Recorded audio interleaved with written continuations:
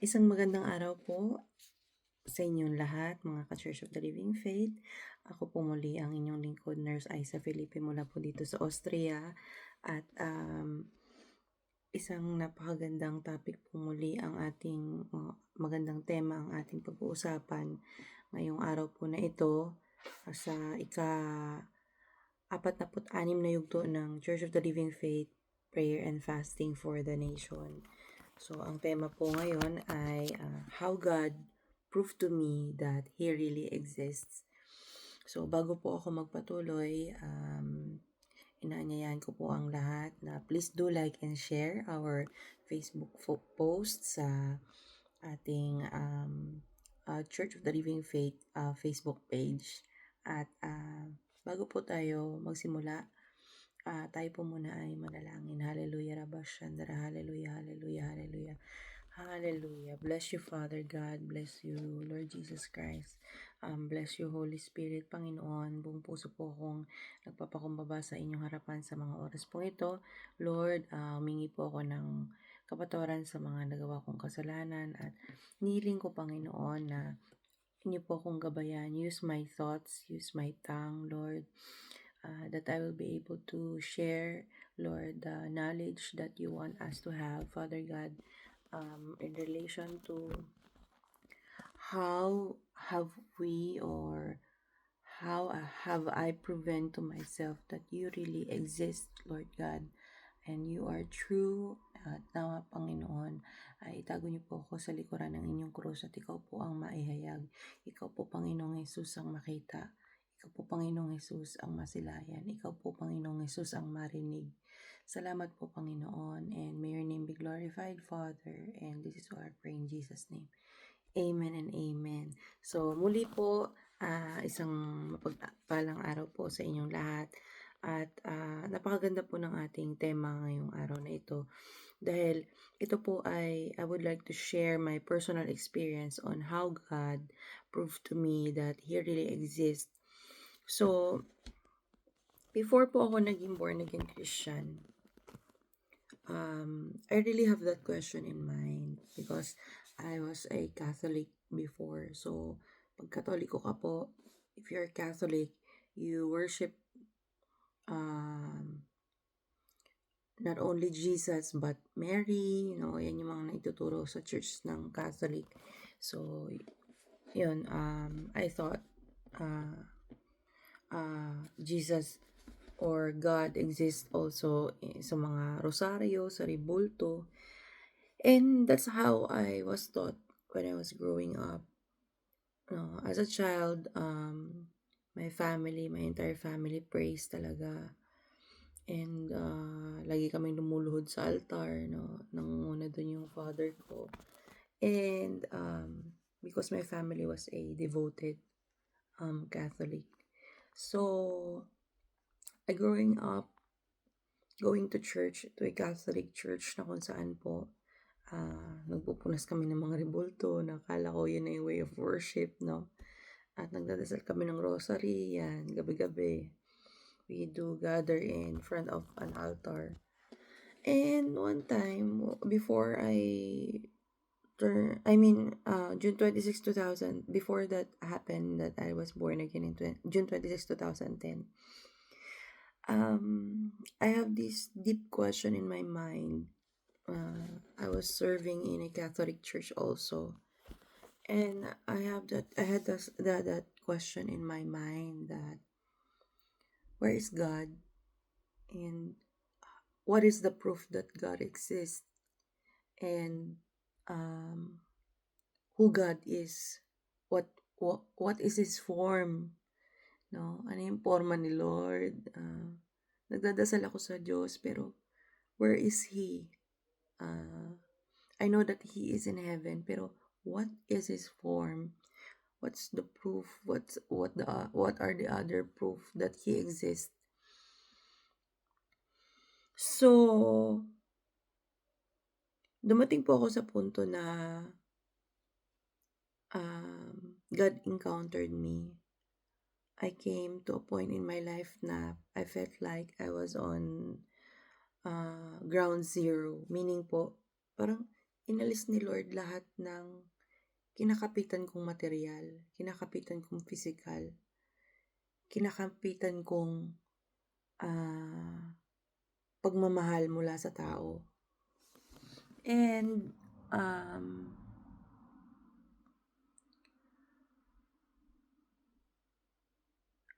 I had a personal encounter with God. That's why I have truly proven that He exists. Aside from answering my prayers, He taught me to listen to His voice, and maraming beses po na ipinakita ng Panginoon na He truly exists and His words are true, lalo na po yung nasa Bible.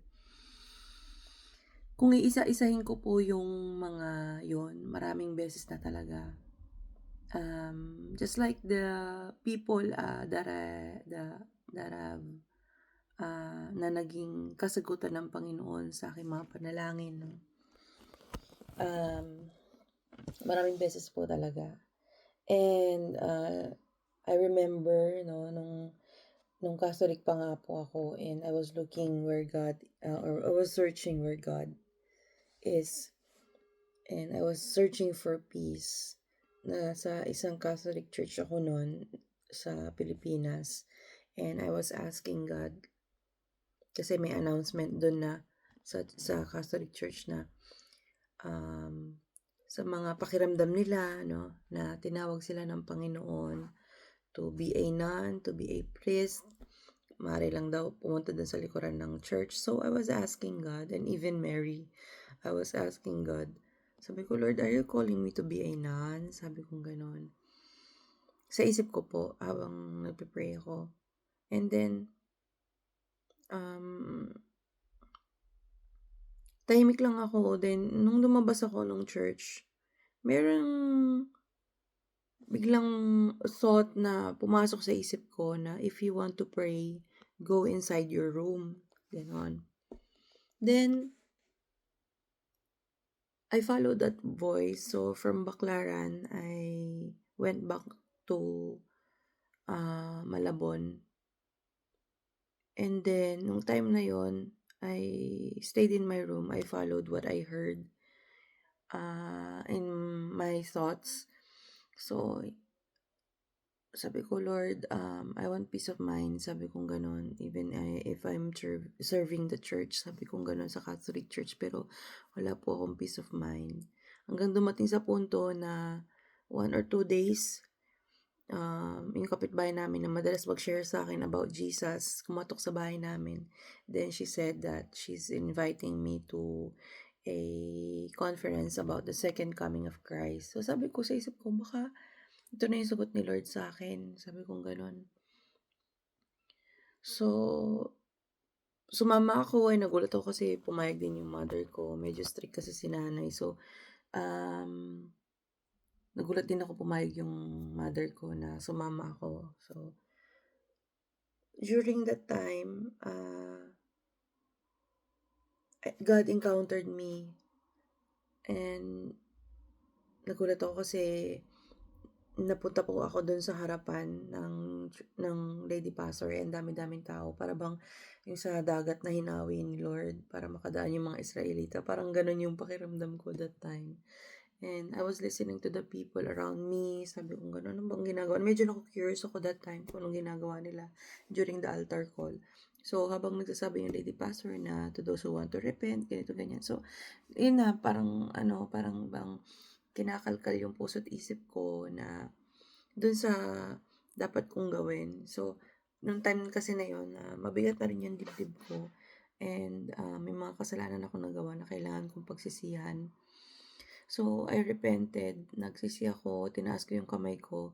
And that very moment, nung pagtaas ko ng kamay ko, and I was asking God for forgiveness, and I even released forgiveness to those who have hurt me. Nung pagtaas ko mismo po ng kamay ko, 2 kamay ko po yun, I literally felt the presence of God, na yung warm embrace niya, niyakap niya ako. And then, while my eyes were close, naramdaman ko yung cloak niya, no, yung presence niya talagang yung warm embrace ni God na napakalaki ng braso ng Panginoon na yumakap sa akin because yung alam niyo yung pakiramdam ng prodigal son when he was welcomed by his father, ganun po yung pakiramdam ko nung time na yon because prior to that, actually, nung nag-exist pa yung Friendster, my introduction to myself is I was a prodigal daughter.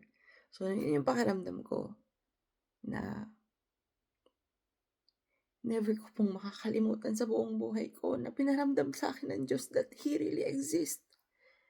Na may isang Ama, may isang Diyos Ama na willing akong tanggapin kahit ano pa po yung pagkakamali at pagkakasala ko. And after that, I went back to my chair and I was crying like a river na kung saan basang-basa po yung damit ko, and I was asking yung naging spiritual mom ko nga po, yung kapitbahay namin. He was the one used by God to feed me about the word of God. Then dumating po sa punto na sabi ko, "Tita, why am I crying like this?" Sabi ko gano'n. Sabi niya, "It's because the Holy Spirit," ganyan. Then after that moment, that very moment, every time that she will share me the gospel, I feel like I was a baby craving for milk. So I keep on well, yung kumbaga, even the worship songs hindi na maingay sa pandinig ko. Even yung word ni God, every time na makakarinig ako ng word of God, para bang sobrang enlighten yung puso't isip ko. And then, dumating po ako sa punto na I was only staying inside my room because I do love to read the Bible, and yung enthusiasm ko sobrang ang taas na every time that I will be reading a wisdom from the Lord, talagang tumatatak yun sa isip ko, sa puso ko na then natutuwa ako kasi naliliwanagan yung isip ko. Tapos tuwing magbabasa po ako ng Bible, sabi ko, totoo to sabi kong ganon.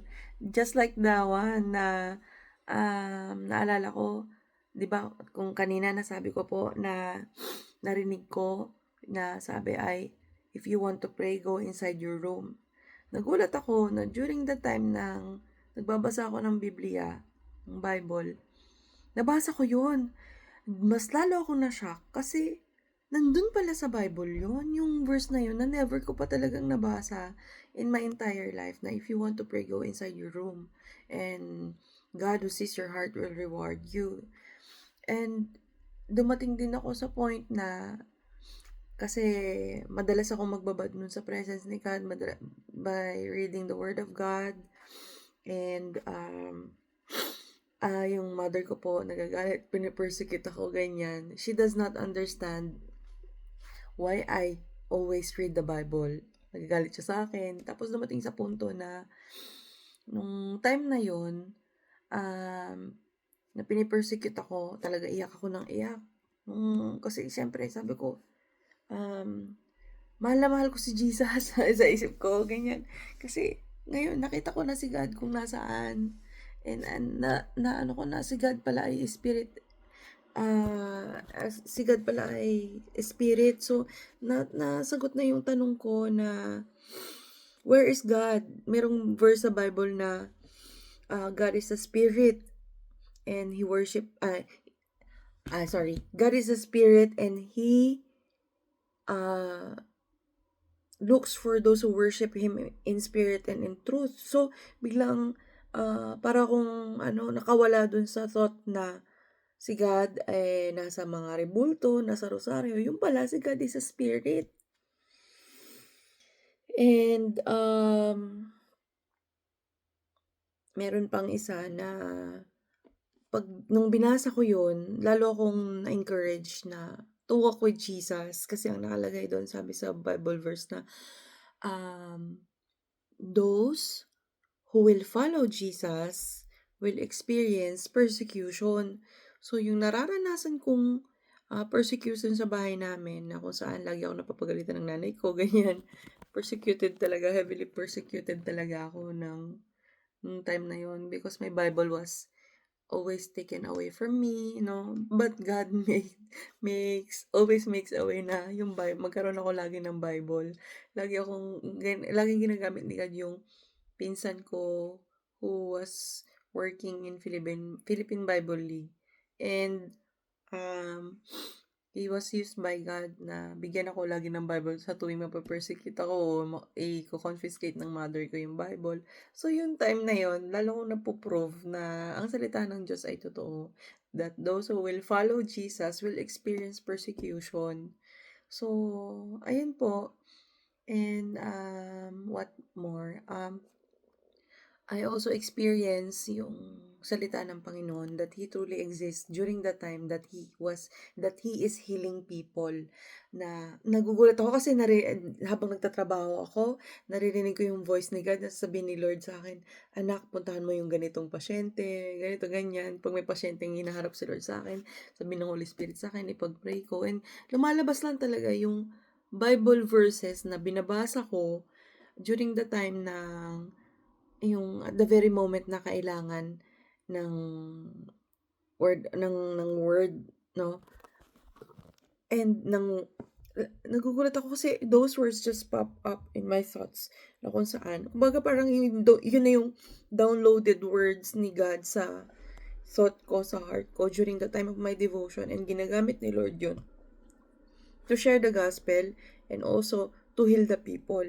Maraming beses ko rin po na-share sa inyo na kung saan God would tell me na He will heal this specific person. Naranasan ko na rin yung mga kamangha-manghang himala ng Panginoong Jesus. No, sa mga pasyente ko, may mga pasyente ako na almost dying na, pero when the Lord tells me na He will perform a miracle like He did kay Lazarus, no? Na kung saan binuhay ng Panginoon si Lazarus. Yun po, talagang masasabi ko na yung salita talaga ng Panginoon, buhay na buhay. Kailangan lang natin matutunan paano yun gamitin. Kumbaga sa baril, di ba? Yung baril po, pag hindi mo alam paano gamitin yung baril, no? Delikado. Pero pag you train yourself, no, na gamitin ang baril, you will definitely hit the target. So, yun po, nakaka-amaze lang how God has always proven to me that He exists. And nakakatuwa lang din na ito po, mayroon akong recent na answered prayer from the Lord na kung saan I was praying really for this specific person na ma-encounter ng Panginoon. And nagulat ako kasi we were reconnected again. And then, masaya ako kasi he seems to be so hungry for the Word of God. And I'm so happy kasi he really loves Jesus now more than before. So, masaya po ako kasi alam niyo yung iba pala yung answered prayer ng Panginoon na matagal ko nang pinagdadasal, matagal ko nang kumbaga niluluhod sa Panginoon, and God answered me. Isipin niyo po, 2008 ako na born again. 2008, nag-share na ako sa kanya ng gospel. And then, 2025, sinagot ng Panginoon yung prayer ko. Though, it took time, pero alam niyo po yun, iba yung joy pala na when God answers your prayer for such a long time. So, we just need not to give up, but just continue to entrust everything to God. So, kahit gano'n pa katagal yung prayer, yung answer sa prayer, just do not give up in praying because God answers prayers talaga. And He truly exists. We just need to follow Him, to obey Him. And miracles will follow also. Blessings will also follow. So, yun lang po. So, I hope and pray that everyone will be blessed through this short video. So, um, I would like to end this video with a prayer. So let us close our eyes and just feel the presence of the Lord. Hallelujah. Heavenly Father, I just want to thank you, Lord, for this wonderful opportunity for me to share the gospel. Lord, I just want to thank you for this time, Father God, that you have allowed me to share my experiences, Lord, on how you have proven to me that you truly exist and that you are true to your words. Salamat po, Panginoon. And I pray that everyone who will be listening to this video will be blessed, will be enlightened in the name of Jesus. Lord, we also entrust to you, Lord God, Panginoon, as we continue to partner with you, walk with you, Father God. May we continue to see your glory. May we continue to experience yung favor mo, yung blessings mo, Father God, despite of all the difficulties, Lord, na maaring dumaan sa aming uh, buhay, Panginoon. We just pray for the guidance of your Holy Spirit, Father God. Salamat po, Lord God, and may your name be glorified, Father, and this is all I pray in Jesus' name. Amen and amen. So, ayun po, to God be all the glory, and God bless po everyone, and have a great day.